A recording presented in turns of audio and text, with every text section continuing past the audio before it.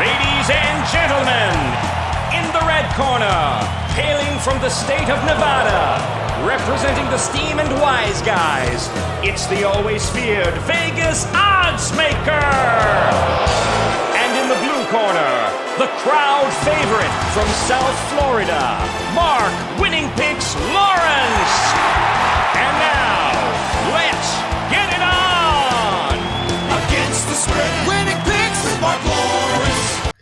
Hi, everybody. Welcome back once again. This is Marc Lawrence as we go against the spread with our good friends Andy Iskoe in Las Vegas, Jim Feist in Las Vegas, and my good buddy Victor King from King Creole Sports as we tune into the NFL championship round of the 2024 football season. And I got to say, it's nice to be back in the saddle this week. And kudos to our producer, Greg DePalma, on a great job quarterbacking the show last week. Thank you very much, Greg. Job well done. My pleasure, Mark. And with that, let's welcome in the crew to the show here. We're going to be discussing, obviously, the upcoming NFL championship round football games. But before I get to that, Victor, I want to ask you, from an over-under standpoint, is there anything we need to be aware of from an over-under total aspect, from a perspective, coming up on this week's championship card? Well, we've got the numbers, Mark, thus far. Let me see here. In the wild card round, the 6 games in the wild card round, it was a 4-2 ATS week for the underdogs. It was 3-3 in regards to the overs and the unders. And then in last weekend's division round, the dogs split out, going 1-1 ATS, 3 overs, 1 under. So we're currently at 6 overs and 4 unders in the playoffs thus far.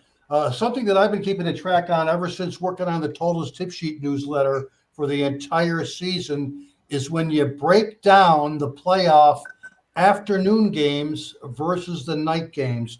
And if you remember, we talked about these night games throughout the NFL regular season and the very high percentage of unders that occurred in those night games, the Thursday night games, particularly the Sunday night games and the Monday night games.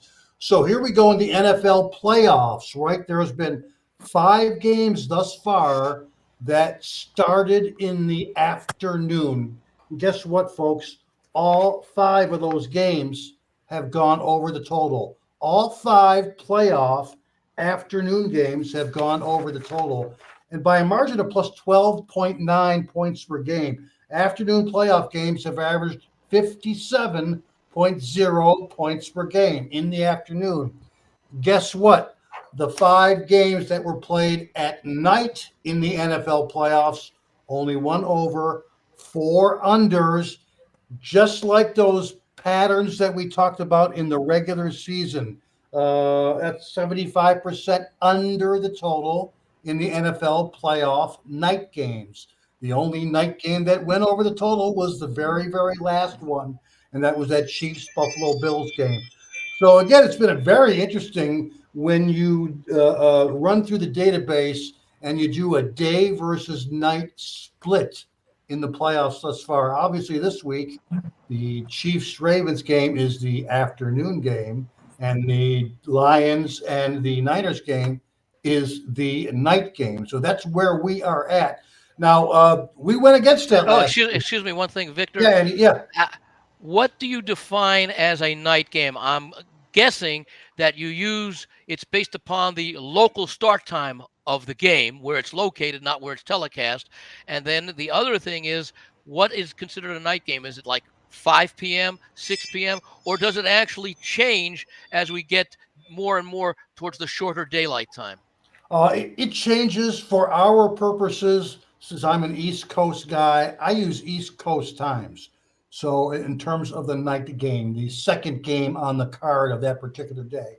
Again, we talked about the Chiefs-Bills game. And while we're at it, I mean, we may as well say congratulations to Mark and to yours truly. It was a 5-star double whammy on Sunday. Mark's playoff game of the year, Kansas City Chiefs. Nicely done. Outright winner, Mark. Good job. Victor's over under 5-star. What was that, Victor? That was on the over in the Chiefs-Bills game as well. The Chiefs had their most efficient offensive game of the season by far. So for people who went to Playbook on Sunday, they nailed a couple of 5-star playoff game of the year best bets. Our play on the over, Mark's playing the Chiefs. So again, Mark, nicely done thus far in the NFL playoff. And right back at you, Victor. Nice job as well. I'm sorry, Andy. Go ahead. No, if I have it correct, wasn't the Buffalo Kansas City game the only game in which the winner had a negative turnover margin? I think Buffalo had the only turnover Kansas City had the only turnover, I think, in that game. Right, and not only that, but Buffalo actually outstatted the Chiefs by about 7 or 8 total yards. That wasn't a big deal, though. Do you realize they ran more than 30 more offensive plays than the Chiefs did? The Chiefs only ran 47 offensive plays. The NFL average this year is 63. So the Chiefs only had the ball for 47 plays on offense. In fact, guys, they only got the third down 5 times throughout the course of the entire game. That's how efficient, how explosive, how dynamic the Chiefs were on first and second down in that game against the Bills. They averaged 8.7 yards per play. And again, like I say, definitely the most efficient offensive game of the season for Patrick Mahomes and his Chiefs. Let me throw this in there, Victor, and it was an efficient game for Patrick Mahomes. I mean, his quarterback rankings in the playoffs are just mind-blowing. He's got a 122.1 quarterback rating in his career, and it starts against Baltimore. He's just as good in the playoffs. But with regard to what you mentioned here about winning the game and losing the stats, 2 teams did that last week, Kansas City and Detroit. And just coincidentally, if you take a look at the Lions and go backwards on them, they've won 2 playoff games. They've been out-yarded in both of those games, and they were out-yarded in their final game of the season when they played all their starters. Right.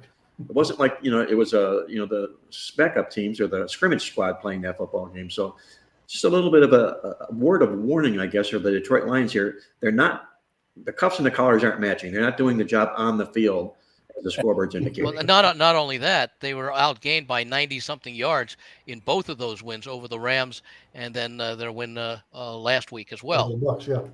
So it's not like, if you're outgained by 7 yards, that's like, 1-2 plays. When you're outgained by 90 yards, well, part of it is also reflected perhaps in the number of plays, but that's still a huge amount to be outgained and still win. But, I often say to myself, when I get down deep into these stats and I look at them and I say, okay, and I always check every team, did they win the stats, did they lose the stats? And I often say to myself, I know that Dan Campbell didn't give a hoot in that locker room that they did not win the stats, okay? All he cared about was the scoreboard. It's hard not to root for a guy like that who does things in the unconventional, very aggressive way. And I think that rubs off to, in fact, in the newsletter this week, I mentioned about how Dan Campbell, in just 3 short years, goes from an 0-10-1 start in 2021 to playing for a chance to go to the Super Bowl 2 years later. And I say that's almost, if you go back to the 1989 Dallas Cowboys after Jerry Jones took over and Jimmy Johnson came in, and they go 1-15 in that first year. And let's see, 89. In 92, they end up winning the first of back-to-back Super Bowls. I wonder if Detroit might be on a similar trajectory. Wow, we're going to find that out. Jim, what was your take on what you saw in the divisional games last week? Well, you talk about Detroit. I mean, I'm very impressed with them offensively, very unimpressed with them defensively. I mean, they give up 400 yards the last 2 games. I don't know. I didn't go back into the last game of the season, but they have not been very effective defensively. And now they're going up against the team, albeit they didn't do very well against Green Bay. But it seems like Purdy has problems with the rain. At least 2 of his really bad games this year against Cleveland and Green Bay were in rain games. And so he might have trouble gripping the ball. Now, if Debo doesn't play, that also affects them. But they should have a pretty easy time of it against this defense because they have a lot of weapons on offense and they're very diverse. I mean, they can come at you a lot of different ways. And if Purdy doesn't have problems like he did against Green Bay last week or did against Baltimore when they were out there and demolished them, they scored a lot of points. Yeah, they sure did. With that thought in mind, guys, let me roll this by you here, Victor, from an over-under total standpoint of what we're looking at in these football games here. Are we seeing numbers that are a little bit above the norm or below the norm from where they've been this season for the 4 teams that are involved? I'm sorry. Give me a timeout a second here, guys. Sure. I'm misplaced my piece of paper here. I can mention that the early movement in both games was slightly towards the under. I saw the Baltimore Kansas City game open 45.5 and moved down to 44.5 fairly quickly, and the Detroit San Francisco game, which opened 52, moved down to 51. So the initial move, at least, has been towards the under. And really, when you take a look at the four teams, three of them, Baltimore, Kansas City, and San Francisco, have been outstanding defensively thus far this year. So I can understand the movement downwards. And Jim does bring up a concern, which I'm sure we'll talk about, and that's Detroit's defensive inefficiencies. Now, if Debo plays this week, they're much more potent offense than if he doesn't. I mean, he's an extremely talented offensive player, and you can spread the ball around to other players, but you take away that one weapon, it does cut down your options. Right. The Niners, if they are going to beat Detroit this week, they got to do it through the air. That's Detroit's Achilles heel on defense. They've given up 320 or more yards per game through the air in each of their last 5 games. If it's not going to be Debo, Brock Purdy's still going to need to get it out there to guys like Brandon Ayuk and George Kittle and even Juwan Jennings, and, of course, CMC at the running back position. But, Mark, I got some of those numbers from a NFL playoff over-under numbers broken down by team.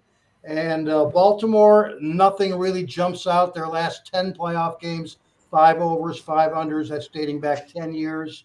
Detroit, as you know, not a lot of playoff experience. But in their last 7 playoff games, Detroit, 2 overs, 5 unders. That's dating back to 1997. KC is a interesting study in home and away splits. 0-4 to the under in their last 4 playoff home games, but 5-2-1 to the over in their last 8 road playoff games. And then for the Niners, their last 13 playoff games, we're going back 10 years, 2 overs, 10 unders, and 1 tie in terms of the 49ers. One thing that jumped out at me is this high over-under line that's in the Niners Lions game. It's currently over the number of 50. Now, we've talked about these games this season. In the regular season, NFL games in which the over-under line was 50 or more only went 3 overs, 12 unders. They went 75% under the total. And in fact, in our database, in the playoffs now, we're going back to 2017, 6 full seasons, playoff games with a high over-under line of 50 or greater have actually gone 8-16. That's 8 overs, 16 unders, 67% under the total. For me, that would be a lean in the Niners-Lions game under the total. One more thing in terms of the AFC playoff games. The last 11 AFC playoff games in which the over-under line was less than 48 points, like this week, there's been 10 overs and only 1 under. Again, AFC playoff games with an over-under line of less than 48 points. Right now, we lean toward the KC and the Baltimore game over, the Detroit-San Francisco game under. We got a lot of database we still got to cover, but that's the way we'd be leaning right now based on some of these database situations. Andy, let me ask you this question. We're at the vital part of the football season here, and we have a relatively inexperienced football team in Detroit. It's been a long time between drinks of water for them. I think we wrote in our playbook newsletter that the last time they won 2 playoff games in the same season, you would be 67 years old if you remembered it back when they did it last. Okay. But that's an experience from going back a long way. What do you think the experience factor is in both of these football games, and is it an edge for either team? Well, I think it's certainly an edge for San Francisco given their recent playoff history, and you can make the same argument for Kansas City considering this is their it's their 6th consecutive AFC championship game, and Baltimore's first in quite a while. But then again, I also take a look at the coaching factor in these 2 games, and you could make the case that both Andy Reid and John Harbaugh are Hall of Fame coaches. They've each won Super Bowls. Harbaugh's been at the helm of the Ravens for like 15 years, 16. I think it's the 16th year. And Andy Reid, of course, spent a lot of time with Philadelphia, had some great success there, and now I think this is his 11th season with the Kansas City Chiefs. So I think that both of those coaches will be able to handle any issues that come up with the lack of experience, certainly on Baltimore's part, as far as how to handle things like that. San Francisco, Detroit is a little bit different because you wonder. The Lions were very successful in handling that quote-unquote pressure. They had not been to the playoffs since 2016, and they hadn't been in a home playoff game since I think 1993, if I recall correctly. So not only were they in an inexperienced situation as far as being in the playoffs, they were inexperienced playing at home with the quote-unquote pressure of supposedly being the better team, the team expected to win by virtue of playing at home, and yet they handled it nicely. Although, again, if you go back to the game against the Rams, the score was 21-17 at halftime. Both teams struggled, and I would say that that's more of an issue for Detroit because they had the more explosive offense and they could only manage one field goal in the second half. The Rams got 2 field goals to make it 24-23, and then they came out last week against Tampa Bay, and after first half that was fairly even. That's when Detroit took off in the second half. Now they've got to go on the road for the first time in the playoffs, going up against an experienced team. So I think experience may make more of an edge with the Detroit-San Francisco game because of Detroit's lack of experience. But hey, they've now won 2 elimination games in a row. So maybe it's not as big of a deal as you might normally think as if they had started the playoffs on the road and had succeeded. Well, one of the reasons I bring up the experience aspect here, Andy, is, and I don't want to override this horse, okay, because there's a lot of experience and a lot of numbers to talk about. Kansas City, Andy Reid, Patrick Mahomes, because they've been there, they've done that, and it's of late here, obviously. When you look at Patrick Mahomes, this will be a 17th career postseason game. If you add up the starts of the other 3 quarterbacks, wow, Jared Goff, Lamar Jackson, and Purdy, they total 16 combined overall career starts. So he alone has more than all 3 of the other quarterbacks combined. Jim, do you think that's a factor to be to take into consideration when handicapping that game? I sure do. There's no reason for him to be shocked at anything that's going on. His nerves have got to be more stable than the others. I'll go back to the coaches as well. I mean, how many playoff games has Andy Reid been in, and Harbaugh, and of course Dan Campbell? We know other than this year he hasn't been, and then Kyle Shanahan, who I bring up something about Kyle a little bit later. But to answer your question, I think experience plays a big role in this for a lot of players. All your players, if you've been there before, you're not going to be as nervous the second time around. You're going to start out at least a little bit more nervous going into the game. As far as Kyle is concerned, everybody talks about how great a coach he is, and he is a very good coach. He's done a lot of great things, but he has a tendency, in my opinion, to do some very strange things in the game when it comes down to decision time.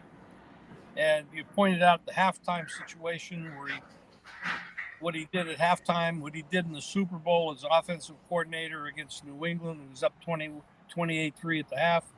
When he was up 10 points against Kansas City with San Francisco against the Chiefs in the fourth quarter of the Super Bowl, and how he played there with Garoppolo as his quarterback.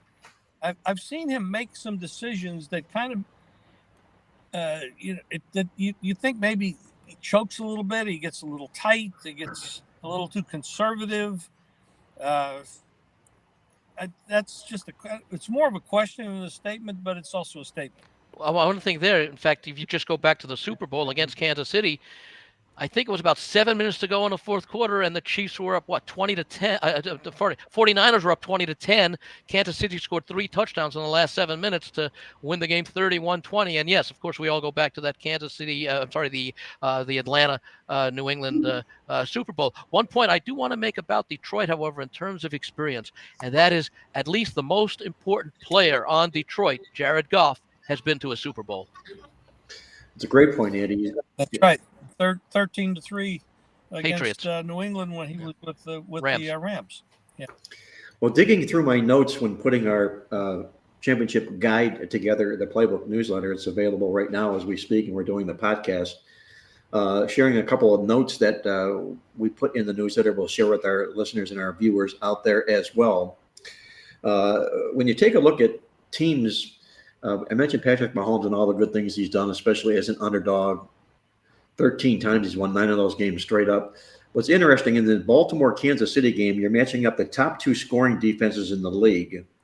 And in championship games, when you do that, the winner of that championship game has gone on to win in all 5 Super Bowl games that they've arrived to, which would be interesting here. The winner of the Baltimore-Kansas City game would also likely be the favorite in the Super Bowl. So pay close attention to that to see how this all shakes out, because it's defense that wins Super Bowl games. We all know that. Anything else, Victor, that you find noteworthy wise, maybe if it even isn't from an over-under total standpoint, about what we'll be looking at this weekend? Well, since you've already, we're talking about Patrick Mahomes, some of these good quarterbacks, they do particularly well against a particular team, and we don't know why.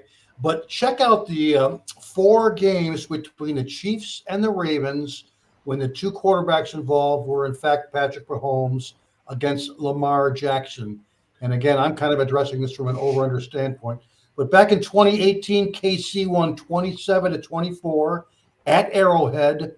Mahomes threw for 377 yards. In 2019, the following season, KC beat Baltimore again at Arrowhead, 33-28. Mahomes threw for 374 passing yards.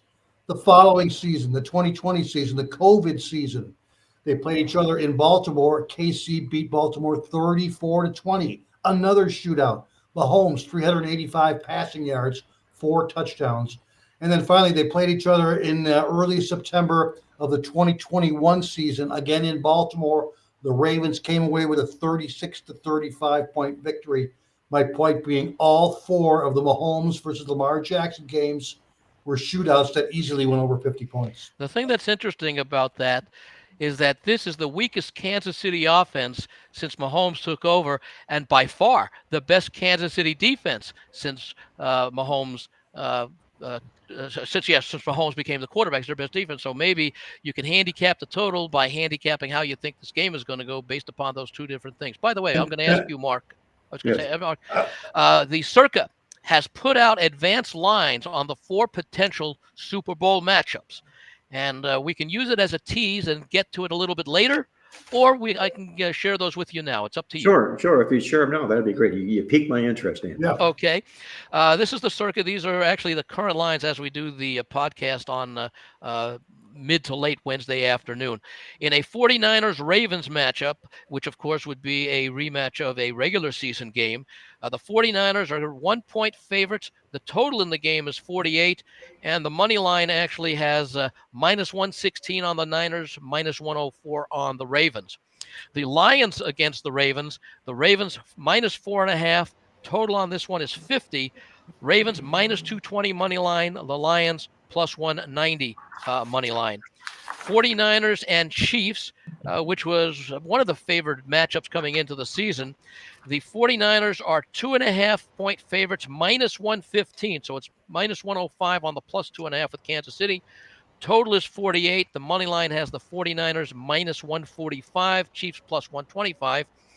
And in the sort of symmetry game, which would be the Lions against Detroit, because we could have the game that started the season when the Lions went into Kansas City and won, and we could see the Lions and Chiefs end the season if that's the Super Bowl matchup. Right now, the Chiefs are a 3-point favorite, -115, +3, -105 on the Lions. That total is the highest of the 4 possible matchups, but only by a little bit, over under 51. Chiefs -160 money line. The Lions +140 on the money line. And of course, for those of you who are looking to partake of those odds, whether it be at Circa or elsewhere, if those of the 3 matchups that don't occur, if you had made a wager on them, of course, those monies are returned to you. The only one that you would have action on would be the actual matchup that we will see in 2 weeks. Jim, let me ask you this. Andy mentioned the odds, the matchup between who appears to be the 2 favorites. But he didn't even mention Baltimore. I'm sorry, I'm not referring to that. What I'm saying is if Kansas City makes it to the Super Bowl against San Francisco, and Frisco's the 2.5-point favorite, do you feel Kansas City playing in Vegas every year, because it's a division game? You know, they know the stadium, they know the layout, they know the city, everything else like that. Do you think that favors at all Kansas City in that football contest? Maybe a very, very little. Let me answer the question this way. If you were going to take the 4 coaches and rank them 1 to 4, and you take the 4 quarterbacks and rank them 1 to 4, who would be your top coach and your top quarterback? My top coach and my top quarterback would be Andy Reid and Patrick Mahomes. Yep. You could make a case for Lamar Jackson, despite his lack of success prior to last week in the playoffs, because, well, look, it's likely that both Mahomes and Jackson will each have 2 MVPs after this year's awards are announced. But I think you'd have to go. I think you'd have to go. Well, it's interesting because I put Reid ahead of Reid ahead of Harbaugh as a coach, simply because of longevity and the greater overall success. What I'm more interested in is where would you rank Dan Campbell in his brief career and Kyle Shanahan with some of the caveats that Jim mentioned a little earlier? Probably one near the top and the other at the bottom. I know Campbell's really got this football team roused, got their attention. They're going to go in there as much of a rah-rah team as we've ever seen in a championship game, but he hasn't been there. And, that's my main concern. Right. Kyle Shanahan has, Campbell hasn't. And I don't know how they're going to handle, or how he's going to handle that particular situation. Remains to be seen, but just as my opinion. I wonder if Campbell will tighten up a little bit because of the game. That does happen. Everything's fine, and you're not supposed to. You're kind of playing with house money, but now you're in a situation where people are now expecting you to do something. When that happens, it has a way of tightening people up. It's human nature. No doubt about that, guys. We're going to, before we move over to the round table, we're going to bring our producer into the show. And he's going to ask us some questions, and hopefully we'll have some answers that he'll want to hear and listeners out there will want to hear. I want to remind everybody out there that this show is being brought to you by our good friends at uwager.lv, where every Friday it's -105 juice, and every customer at uwager.lv gets a rebate, a 5% rebate on their losses. You can check it out all online at uwager.lv or give them a call at 1-800-UWAGER. And with that, Greg, how about this roundtable? I'm going to bring you in here and fire some questions at us, if you will. Absolutely. First, want to remind everybody as we draw a actually pretty close to the conclusion of the football season. We only have one more show to go. That'll be our Super Bowl preview show. To subscribe to the channel, we are nearing 600 subscribers, so we definitely want to hit that before the Super Bowl, hoping to do a lot more. So please do that, and that'll be much appreciated. Speaking of our viewers, I want to throw off some viewer comments first to start off the roundtable. Ernest Brooks 3. Now, he said this last week, and I was going to save it if it was worth it, so I did, and he made a couple of observations. One, he said, great to see you again, Jim. Another great year. I've been following you and Mark since the 90s. Many thanks. And he took Tampa Bay and Kansas City last week, and Ernest came real close. And I know you guys didn't talk about it, but what a huge decision to go for 2 points. financially speaking, in that game. You can imagine, and I know they even referenced it in the game about the analytics say you should go for it. I know there are still a lot of people that are against it. I'm one of them. It all depends on what the team is. I just think to go analytics is ridiculous. I think you just go based on your feel.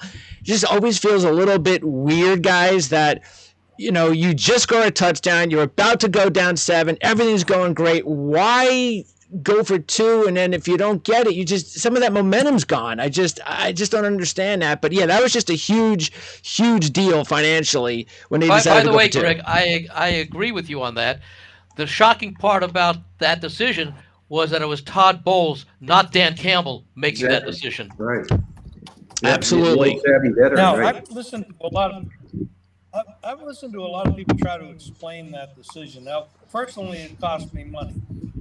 There you go. The dog. Yep. It would have been a push, but then I listened to there's a fellow out here named Steve Fezzik, and he's like a genius, especially mathematically. He knows, and he tried to explain this on a podcast I listened to, and damn it, the way he explained it, the decision to go for 2 is actually financially, mathematically, the wise move. And that's why they go for it, Jim. Right. I'm not going to try to explain it because it's very confusing. But, I mean, he's not a guy I'm going to doubt when it comes to math. He knows his shit. Going for 2 is analytically the right decision. I hated it because it cost me money. But what do you guys My think? question about that, not all 2-point conversion attempts are the same. It's one thing if you go for it like Mike Tomlin has done many times, if you score the first touchdown of the game in the first quarter. Correct. It's a lot different if you're going to attempt it in the fourth quarter against a team that has a good defense, as wasn't the case with Detroit, however, but where if you miss it, then you have to go for it the second time. If you make it the first time, then if you score a second touchdown to perceivably at that point tie, you make an extra point to win.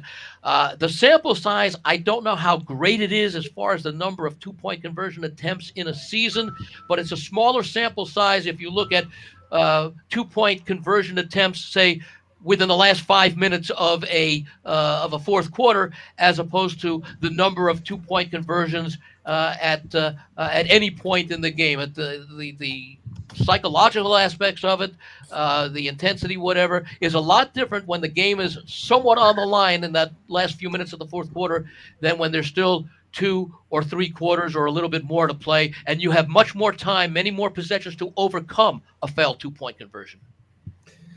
Victor, your thoughts on that 2-point conversion rather than kicking the point, the standard kicking the point? I agree with the decision, and I was one of those who had Detroit. I didn't buy it up to +7. I played it to +6.5. I lost with it. I'm okay with it. If you compare it to a 4th down, let's say 4th and 1 or 4th and 2, in the NFL over the last 10 years, a team that had a 4th and 1 converted 65% of the time. In the NFL over the last 10 years, a team that had a 4th and 2, again, converted 57% of the time. The odds say that you were going to get it. They didn't get it. That's the way it is, but they did the right thing. Well, part of the difference there, though, is all you do, if you convert the 4th down, you just keep possession of the ball. If you convert the 2-point conversion, you either score the 2 points or you don't score the 2 points on the very next play. Well, I think Andy brings up the perfect point about this, and that is, what are the analytics based on the situation? Yeah. That's what I want to know. Because like you said, Andy, all these analytics, they're just going on anything, anywhere, anytime against any opponent in any situation. And I think that's different. I think you need to, if I'm making that decision as the head coach and you're going to use analytics and I'm going to use it, I think everybody uses it now, then I want my guy to be meticulously going through every single situation. I know I'm playing, say, Tampa Bay. All right, well, let's find out how Tampa Tampa Bay's defense does in this situation. I want to use that as analytics. I want to use how does Tampa Bay's defense or Detroit's defense, how do they react in a situation where it's a fourth quarter situation? So I want all of that information in order for me to make the final decision. In addition to that, how is it the Kansas City offense going for the 2-point conversion or the Carolina Panthers going for the 2-point conversion? And what is the play call on offense as well? I didn't like the fact that they threw a fade to Mike Evans. That's not a high percentage 2-point play call. So if they would have worked the interior of the field a little bit, they probably would have had a better shot of making that play. To me, it's a little bit irrelevant as to what the play is, as opposed to what is the capability of the team from achieving the 2-point conversion based upon the different capabilities of the various offenses, and what is the capability of the defense that you're going against. Because again, Kansas City against, let's take the Ravens defense against the Carolina offense is a lot different than the Ravens defense against the Kansas City offense. And so we need to see. I would like to see what the differences are in the success rate. I think what we need to see is Sean McVay's cheat sheet when it comes to going for 2 points. I'm sorry, Jim? Yeah. Andy's point is excellent. That if you have the best offense against the worst defense, you're gonna have more success rate in going for it. Your quality offenses and defenses, you're gonna have it's a whole. But when they do these statistics, they don't look at it that way. They're looking at everybody. That's right. Being equal. Yep.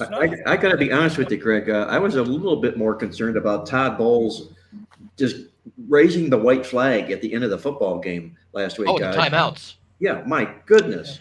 I looked into that, and Dan Campbell first admitted, he said, I could probably going to handle that a little bit better himself, of course. But the one thing that immediately entered my mind was this some sort of, did the coaches look at each other? Was this some sort of, we know what's going on here? And Campbell, lastly, in his press conference, basically kind of hinted towards that. Like, kind of knew what he was doing, kind of understood what was happening, and that's why I did what I did. But I got to be better. So I just wonder whether or not it was almost like both coaches understood what was going on. Yeah, but we're competing here. We're not raising the white flag. Sure. When you're still mathematically in the football game. There's things that can happen. Turnover on the next possession, so forth and whatnot. It was, it was a little bit eyebrow raising to me, to say the least. I think there would have been about less than 15 seconds left, so they would have had. And who knows? They try to kick a field goal, you get the field goal blocked. They don't try to kick a field goal, they go for it. Something happened. So something could happen, even if you only had a few seconds left. Like you said, why hold on to the timeout when you're not going to use it the rest of the offseason? You could also question Buffalo's decision for the fake punt, which they got away with simply because the Kansas City guy, was it Hardman, fumbled the ball through the end zone when they were about to go in for a touchdown to extend the lead. When you're punt, you have to measure risk versus reward. The reward is nice, but the risk in that situation, which ultimately occurred, is if you don't make if you don't get that first down on the fake punt, you're basically giving up at least 3 points. Andy, I think McDermott would have been more vilified for his decision. He said he went for it because he only saw there were only 10 men in the field. And he thought he had an advantage there that way. But if that decision ultimately ended up leading to Buffalo losing the football game, what's worse, wide right or that call? I mean, I couldn't quite understand. I would say that call would have been worse because field goals are missed all the time. Yes. I mean, not a lot, but I mean, it's just a play that didn't go correctly. But there was let's put it this way. I think, and I don't have the numbers, but I'm just going on intuition here. There has to be a greater percentage of an accomplished field goal kicker making a 44-yard field goal even under pressure than converting from your own 30-yard line on a fake punt. Oh, by the way, as far as the touchback, we've been talking about this for years. Terrible rule. And all fans seem to agree with Andy that nobody understands why it is what it is. So give the offense the ball at the 10-yard line. Do something. Don't just do something. Line. Yeah. Just something. But that's and who knows now that it was the Chiefs and and if the Chiefs would have lost the football game, just imagine how they would have felt this season with all of the calls that went against them. That would have been the creme de la creme. Not that that was a call, it was a rule, but I do recall that. I think it may have been sometime in October, maybe November, where it was said that the NFL will review that specific rule in the offseason. Yeah, I think they need to. Yes. Gotta hope so. Yep. What else you got for us, Greg? Well, Ernest Brooks also commented, seems, because we talked a little bit about this last week, seems there's a goal to make the playoffs and the Super Bowl pay-per-view.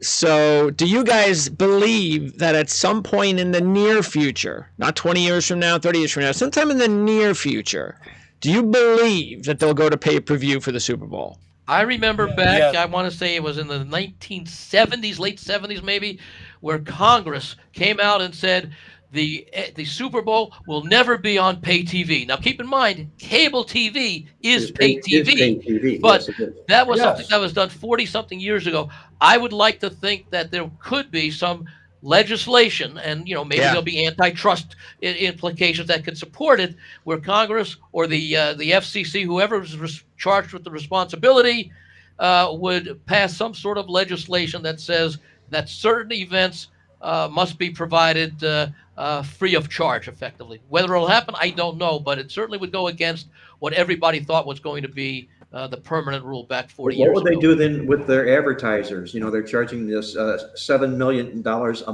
minute or for 30 seconds for advertising. You're going to ask people to do a pay-per-view and sit through those commercials? Absolutely. Well, that's the thing. Yeah. See, at least it's a situation where it's one game. You don't have to worry about competing with other games, because people did talk about that, obviously, with Peacock, and that's how we got on the discussion last time regarding the whole Peacock It may be one game, but it's the biggest game of the year. Yep. And that's something, I don't know. I don't know if we'll see that, but you never know, of course. Also, Kevin Hogan Channel. Good to see you, Andy. Your insights have always been helpful. So that's from Kevin Hogan Channel. I did see that from Kevin, and of course I've known Kevin for a number of years, proxying for him in I think it was mostly the Super Contest for a number of years. So thank you for reminding me, because I do have it on my list to thank him for the comment. Adam, last man of all my life, this is the best show on Satan's kingdom, hands down. Kingdom was spelled a little bit differently, but anyway. Four letters after king? Yes. Okay, I know the word. Yes. And then Kevin Finnerty. It rhymes with numb. There you go. And I want to wrap up the last comment and kind of touch up on this because didn't talk about this side of things yet, so this is a good time to do this. Kevin Finnerty, because we talked about obviously all the games last week. I mentioned that the Packers were my top play last week, and I'm assuming Kevin might have said this regarding that. He said Packers played well down the stretch, and that was a question. They lost to Danny DeVito and the Giants. They beat Carolina by only 3 and ended the season with a modest win over the Bears. They finished 9-8. They're an average team at best. Cowboys told to lay down for the bookies. End of story. Only way to explain that effort. So, obviously I disagreed with Kevin. I prefer to think the moon was in the 7th house and Jupiter aligned with Mars. Maybe a better chance of that happening, Andy. Yeah. I'm going to give you the answer. It's Jerry Jones. Well, there you As go. long as he owns that team, they're going to be a mess. Yeah, so, but with the Packers, I got to tell you, and a couple of things on both sides. I think the Packers should have won that game. And they missed the field goal late. That's a field goal that every kicker in a playoff game has to make. You know, it's not over 50. It's not over 45. I know the conditions, but it's 41. You got to make it. You make the field goal, you're going to overtime at worst in that situation. Who knows what happens after that? But I thought the Packers played a tremendous football game. Do they have a good future or what? I think the odds for next year's conference championships and certainly the Super Bowl come out after this week's game. And I think Green Bay will be very nicely priced from a standpoint of being amongst the top teams, which means we're not going to get the odds that perhaps we might have otherwise. I wouldn't be surprised if Green Bay is in the neighborhood of, say, 15 to 1 or thereabouts. That's still not bad, though. Favored to win their division as well. Yes. So so that was real. So I mean, did you guys? Because I was already thinking, and I don't know if you guys do this. I'm sure you do. I was already thinking ahead when they had the lead. I'm like, I'm not saying they're going to win. I'm just thinking ahead. You know what? If they win this game, they're just beating San Francisco, and San Francisco, they could win the Super Bowl. I mean, they're beating like the best team odds wise on their home field. Why? And they just beat Dallas on the road. I mean, but do you guys think it didn't happen? Like, Mark, do you think it didn't happen because there wasn't Aaron Rodgers, there wasn't Brett Favre? As good as Jordan Love played, he's just not at that point. And if they had an Aaron Rodgers or Brett Favre in that situation, they win that game. Well, for it to happen, Greg, it would be history-making, historic. And I don't know if the team is ready to be just that right now. They sort of come out of their embryo, and they've really made a nice splash this football season here. But I don't know if they're just right quite at that spot where we found Aaron Rodgers to be so many times in his career. We would have found out if that field goal was made. Yes, we would have. Right. All right, that's going to wrap up my part here on the Roundtable. And I know, Mark, you have another direction you're going to send us this week. No awesome angle, so you've got some championship notes. Yes, I do. We're replacing the awesome angle on the show this week with championship round notes from this week's Playbook Football newsletter. These are some of the ones that we put in the newsletter, but just a very few of what our newsletter is containing this week, just jam-packed with lots of information. And I'm going to say this also. Andy Iskoe's newsletter is crammed with terrific winning information. You want to know about histories, you want to know about seeds, you want to know about pairings, you've got to read Andy's football newsletter. TheLogicalApproach.com. Andy's football newsletter is outstanding. With that, what I'm going to share with you here, guys, this week are some of these championship round notes that I brought out of our well-oiled machine. First of all, there's a role that Kansas City happens to be in this week that is not so favorable, just given the fact that road teams coming off a road game going into a championship round are just 14-30 straight up and 19-25 against the spread. The question here is whether or not the experience can overcome that number. Home teams in the NFC title games, 24-10 straight up, 19-4-1 to the number. That would be obviously San Francisco. Home teams in the AFC title games are good, 25-10 and 20-15 against the spread. So on par with the NFC teams. And here's an interesting one here. Teams that are in championship round games that are coming off a point spread loss, they won the game, but they didn't cover the spread. They're 18-11-1 against the spread. A little bit of value backing teams like that. People tend to want to shy away from that. And I'm going to take something out of Victor's library, if I may, in championship rounds in games with an over-under total of 49 or more points. Those have gone 10-4-1 to the over. That would be the Lions and the 49ers in this particular football game. Victor, I know you mentioned before about the Lions and the 49ers being an overplay. Is that something you agree with, I'm sure? Mark, you're indeed correct about that. In the championship round of the playoffs, that is indeed correct. 49 or higher has been 10 overs, 4-1 to the over. Now, again, I mentioned in all playoff games, 50 or higher, these games have gone 8-16-1 to the under. But you're indeed correct. In the championship round, there's been significantly more overs and unders when the line is that high. I can always rely on Victor for those good, crisp, sharp numbers when it comes to over-under totals. Guys, before we put the final wraps on this show here, I want to get your closing thoughts on either what you might have as far as a complimentary play or your closing thoughts on the football card this week. I want to also let our listeners know out there that we're going to be back next week to do what we're going to call an awards show. We're going to go back on the season and talk about some of the things that stood out, some of the things that tanked, so forth and whatnot, as a prelim to getting into the Super Bowl. So keep that in mind. We'll do our awards show next week. And with that, Victor, any either free pick totals or thoughts you might have before we close out the show? Well, I am going to be making a wager on Detroit, and I bought it up to 7.5. I mean, I know it's a few dollars extra, but I am playing Detroit, and what I'm getting behind is something that I uncovered when we were looking at playoff games again with a high over underline. But if you take a look from the database here, NFC, now this is in the NFC conference, NFC playoff favorites with a high over underline of 50 or more points have actually gone 2-14 ATS dating back to 2012. That's just over 10 seasons. It's gone a perfect 0-10 ATS in the last 6 years. It's telling me to fade the Niners. I'm grabbing the points with Detroit. I did buy it up to plus 7.5. I'm interested to see which way Jim is going in that one as well. After hearing that, how can I say anything opposite? But that's just one system out of the database, Jim. But I know that you like sometimes moving off and moving on a key number when it comes to the point spread. Well, I look at that game purely from offensive defense and experience. Kyle Shanahan, that whole team, they're stacked. They're at home.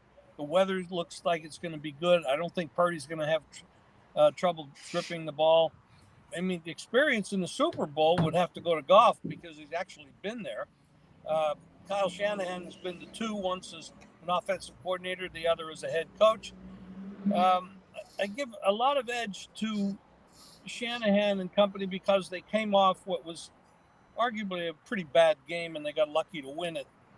And I see them bouncing back with a lot of points. Now, your stats go against that. So, I know you pick more winners than losers. So I generally don't like to go against people that have an opinion and a strong opinion in the opposite direction.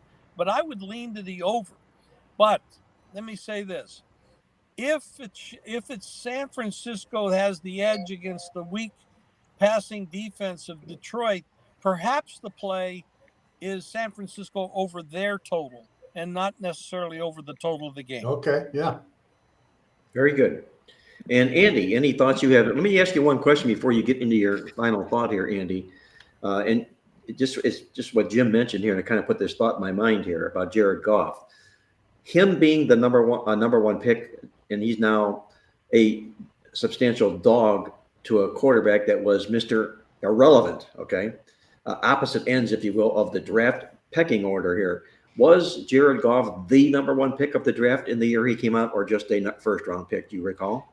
I don't recall. I want to say he was the number one pick, but I don't recall. I sort of think he was too. So Yes, he was. How odd is that? The number one pick of a draft? Yes, in the last pick. Yeah. In the last pick.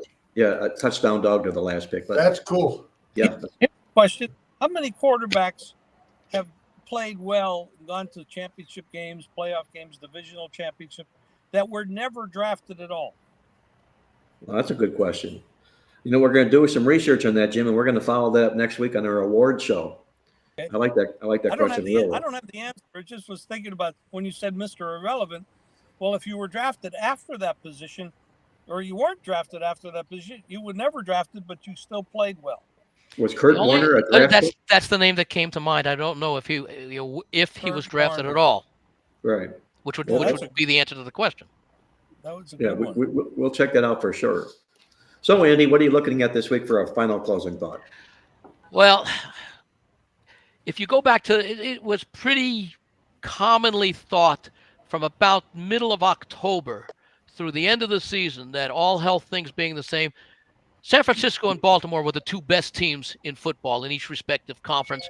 And they had been, if you were looking at the favored combination to make the Super Bowl, I think it would have been San Francisco with either Baltimore or Kansas City because of the pedigree of Mahomes and Reed. One thing I've noticed about San Francisco this year, and I don't know if this has ever been done before, I track a lot of different categories with the rankings of the 12 offensive, defensive categories each, 6 offensive, six the counterpart on defense.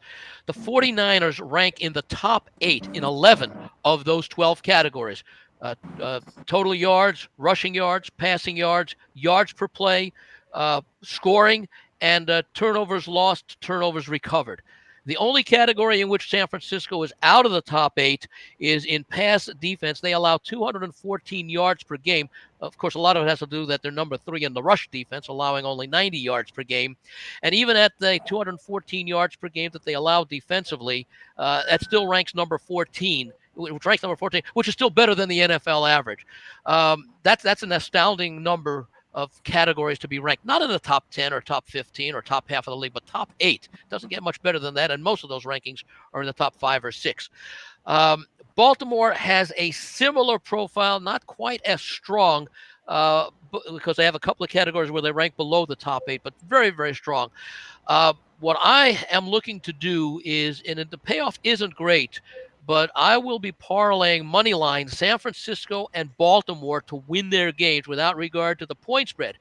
If you go back over the last 10 years, I believe it's 7-3 or 7-2 along the lines of both home teams or both road teams sweeping the conference championship game. I think the home teams have done it 6 or 7 times. In fact, there was one stretch where the home team swept both 5 years in a row. And they did it last year, and I think there was one more time in the past 10 years that they did it also. And I think it was twice that the road teams actually won both games. So I have history to support. I also have the power ratings that I use, and these power ratings are unbiased in that they are applied and adjusted consistently. No emotion involved. Just go by the numbers.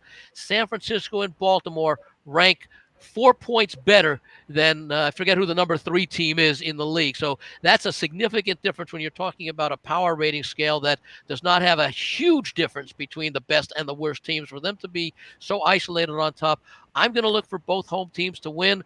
I know it pays less than even money, but I think I prefer doing that, going with history, going with what we all thought was going to happen since the middle of the season, ultimately happening, and not have to worry about either team covering the point spread. I respect Kansas City too much. In fact, I wonder about the Kansas City line. Buffalo was a 2.5-point favorite in that game, and you wonder why it rarely. First of all, why didn't it open at 3, expecting the money to go in 3, and yet it was the underdog 2.5-point Chiefs that won that game. Now you've got Baltimore, a 3.5-point favorite over Kansas City. It looks too easy to take Kansas City in that game based upon the disparity in overall recent experience. So I'm going to go with chalk, but on the money line. Andy Iskoe on the Baltimore Ravens this week with his closing final thought and selection on the football card. Ravens and Niners in a parlay, money line parlay. There we go. We're going to parlay that thing too. Andy Iskoe, and he's projecting the Super Bowl winners for us guys. You're the 2 football teams. I like that. My final thoughts on the football card this weekend, guys. One subject we did not hit on, but I think it's noteworthy, is the fact of how well do number 1 seeds perform in the championship rounds. In my database, since they started seeding in 1990, number 1 seeds in championship rounds are 36-12 straight up, 28, 19-2 against the spread. So they've held their own. They haven't disappointed a whole lot. When the number 1 seed wins the football game, they are 28-8 against the spread. Also, there have been 9 times since 1990 when both of the number 1 seeds in tandem won their championship games moving forward. So, will this be number 10? Will we see both of the number 1 seeds win in advance in this particular weekend coming up here? As Andy Iskoe, and he's confirmed that he likes that both the number 1 seeds to do just that. So keep that thought in mind. And also what you want to keep in mind is a copy of the Playbook Championship Guide newsletter here. It's just been printed. It's available, and it's just jam-packed with a lot of good winning information. You can download it at playbooksports.com. Don't make a move without it. That's going to put the final wraps in this edition of Marc Lawrence Against the Spread. I'm going to thank our co-host Victor King from King Creole Sports, our good friends in Las Vegas, Andy Iskoe from TheLogicalApproach.com, and Jim Feist, the legend himself, for joining us on the show this week. And remember, we'll be back once again next week with our award show here on Marc Lawrence Against the Spread. Until then, remember to always bet with your head, not over it, and good luck as always.